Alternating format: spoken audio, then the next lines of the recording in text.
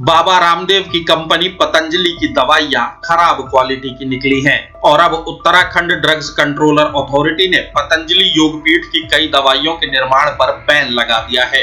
Company के 14 products का licence रद्द किया गया है। दिव्य फार्मेसी की दवाओं पर भ्रामक विज्ञापन मामले में सस्पेंशन की कार्रवाई हुई है। दिव्य फार्मेसी की दृष्टि आई ड्रॉप्स के साथ ही श्वसारी गोल्ड और श्वसारी वटी पर बैन लगाया गया है। ब्रोंकोम और श्वसारी प्रवाही के अलावा श्वसारी अवलेह और मुक्तावटी एक्स्ट्रा पावर पर भी बैन लगाया गया है। लिपिडोम, बीपी ग्रिट, मधु ग्रिट और मधुनाशिनी वटी एक्स्ट्रा पावर को भी बैन किया गया है।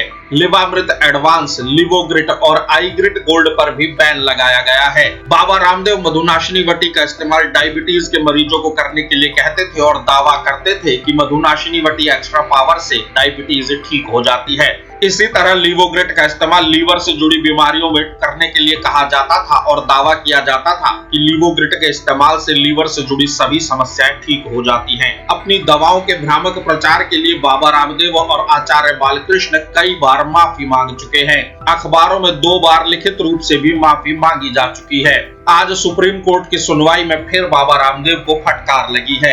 कंपनी पर हो रही कार्रवाई के पीछे बाबा रामदेव के समर्थक विदेशी कंपनियों और एलोपैथी डॉक्टरों के उस गुट का हाथ बता रहे हैं जिनकी प्रैक्टिस बाबा रामदेव की आयुर्वेदिक दवाओं की वजह से खराब हुई है। लोगों का कहना है कि बाबा रामदेव और आयुर्वेद को बदनाम करने के लिए ही पतंजलि के खिलाफ भ्रम फैलाया जा रहा है। दरअसल बाबा रामदेव के समर्थकों के बयानों के पीछे पतंजलि प्रोडक्ट्स पर बैन लगने के बाद आया इंडियन मेडिकल एसोसिएशन के प्रेसिडेंट डॉक्टर अशोकन का बयान है।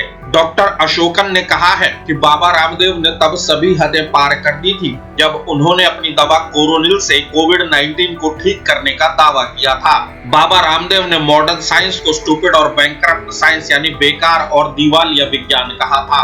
हालांकि ऐसा नहीं कि सुप्रीम कोर्ट से फटकार सिर्फ बाबा रामदेव को ही लग रही है। सुनवाई के दौरान इंडियन मेडिकल एसोसिएशन को भी फटकार लगी। सुप्रीम कोर्ट ने कहा कि आईएमए के सदस्य डॉक्टर भी भ्रामक प्रोडक्ट्स का समर्थन करते हैं और मरीजों को इस्तेमाल की सलाह देते हैं। कोर्ट ने कहा कि एलोपैथिक डॉक्टर बहुत महंगी दवाएं और उपचार लिखते हैं जो कि अनैतिक है और आम आदमी की पहुंच से बहुत दूर है।